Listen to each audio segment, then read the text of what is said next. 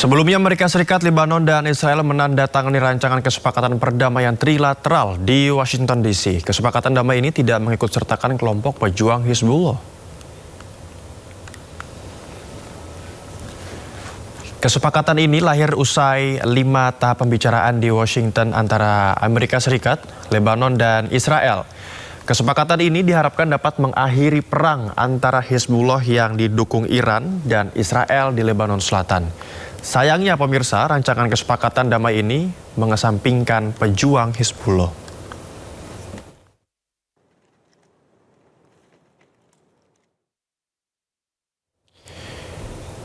Israel dituding lagi-lagi melanggar gencatan senjata. Israel terus membombardir Lebanon Selatan. Israel pun beralasan serangan menyasar pusat komando Hizbullah.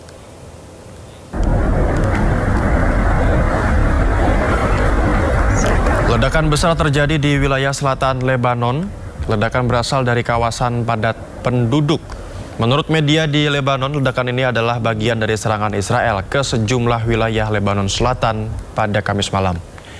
Dia tempur Israel menyerang sejumlah kota di Lebanon Selatan, dan Israel lagi-lagi beralasan serangan menyasar pusat komando, fasilitas peluncuran roket, dan infrastruktur militer milik Hizbullah.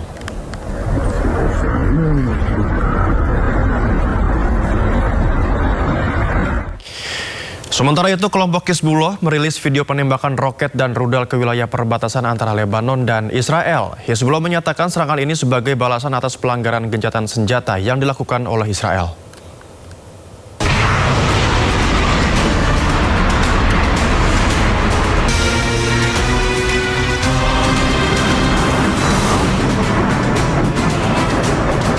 Hizbullah terus menyerang balik Israel. Sejumlah roket hingga rudal diluncurkan ke sejumlah titik Israel yang berbatasan dengan selatan Lebanon. Video berdurasi 2 menit ini dibagikan melalui saluran resmi Hizbullah. Hizbullah beralasan serangan ini menargetkan posisi pasukan Israel yang berada di wilayah pendudukan di selatan Lebanon.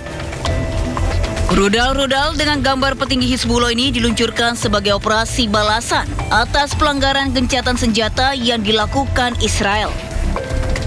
Sementara itu, Israel mengklaim telah mencegah sebagian besar roket yang diluncurkan dari Lebanon.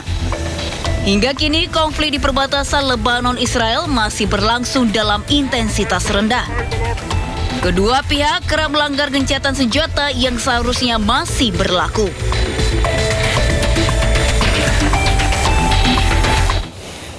Tiga polisi di Gaza tewas dan belasan lain-lain luka akibat serangan Zionis Israel di dekat kamp pengungsian Gaza.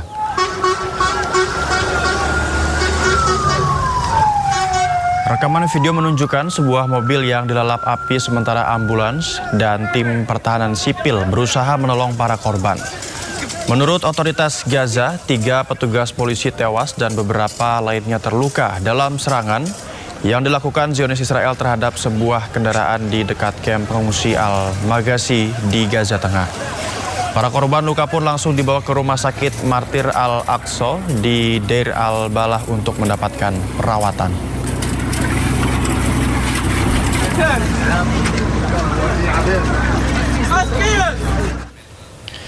Ribuan orang berkumpul di Teheran memperingati Hari Asyura atau hari ke-10 Muharram. Peringatan Asyura tahun ini bertepatan dengan penandatanganan nota kesepahaman antara Iran dan Amerika Serikat pekan lalu.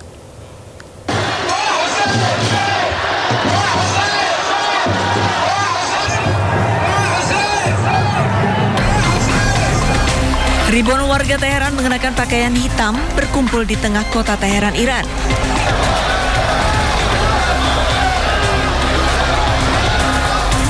Selain menggunakan pakaian hitam, mereka juga membakar tenda sepanjang upacara Asyura.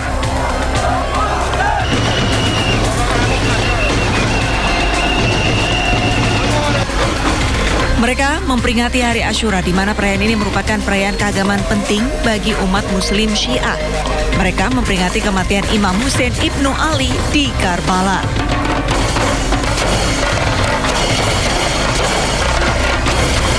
Peringatan Asyura tahun ini bertepatan dengan penandatanganan nota kesepahaman antara Iran dan Amerika Serikat pekan lalu, serta dimulainya pembicaraan di Swiss yang bertujuan untuk mencapai kesepakatan akhir. Menteri Luar Negeri Amerika, Marco Rubio, pada hari Rabu menyatakan bahwa fase negosiasi selanjutnya akan fokus pada isu-isu teknis dengan para ahli tingkat kerja diharapkan bertemu kembali di Swiss pada tanggal 30 Juni. Amerika Serikat mengklaim bahwa harga minyak turun drastis sementara harga saham Amerika melonjak tinggi melebihi rekor yang sudah ada sebelumnya. Hal ini dikarenakan kesepakatan Amerika Serikat dan Iran yang ditandatangani pekan lalu. And then I have to listen to the fake news. Oh, they're much better today than they were then. These people are crazy. They want to make a deal with us very badly. And we probably will. I think we will. But the strait is open. Yesterday they took out 19 million barrels of oil. That's the most in the history of the strait. And the oil prices are dropping like a rock. And you know, as goes oil, so goes everything else, including all of your products. You have to spend a lot of money for your tractors. Now you're going to be spending much less than you were spending just a few weeks ago. We had the best numbers we've ever had. And I called in Scott, I called in Howard, I called in a lot of the people standing right there. I called in our great Secretary of the Interior, Doug, and I said, here's the story. We just hit records. Our country is doing better than it's ever done. The stock market, we've had 73 all-time highs in less than a year and a half. Think of that. Pemirsa, kita ke informasi lain. Para penumpang di dalam pesawat komersial mengalami momen-momen mengerikan ketika dua gempa bumi dahsyat mengguncang Venezuela saat pesawat tersebut parkir di Bandara Internasional Simon Bolivar.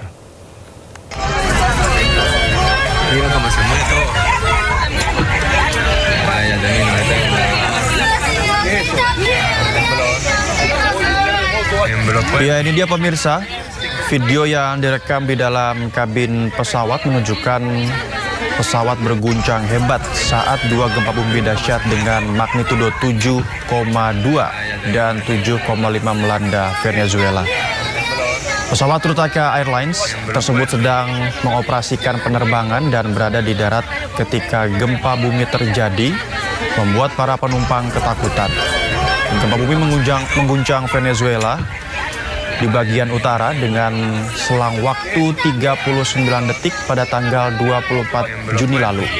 Otoritas Venezuela menyatakan operasi penyelamatan terus berlanjut di Caracas dan daerah lain yang terkena dampak. Gempa bumi tersebut sejauh ini telah menewaskan 589 orang dan melukai lebih dari 2.900 orang.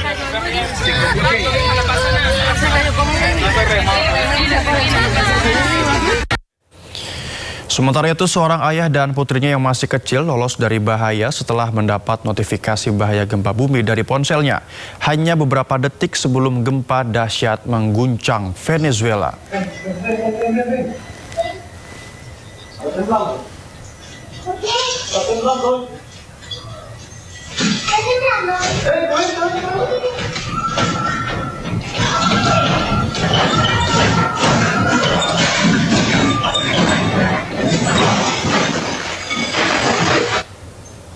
Ya, ini dia pemirsa momen ketika alarm gempa bumi berbunyi di sebuah ponsel memberi peringatan seorang ayah sekitar 10 detik sebelum gempa bumi berguncang.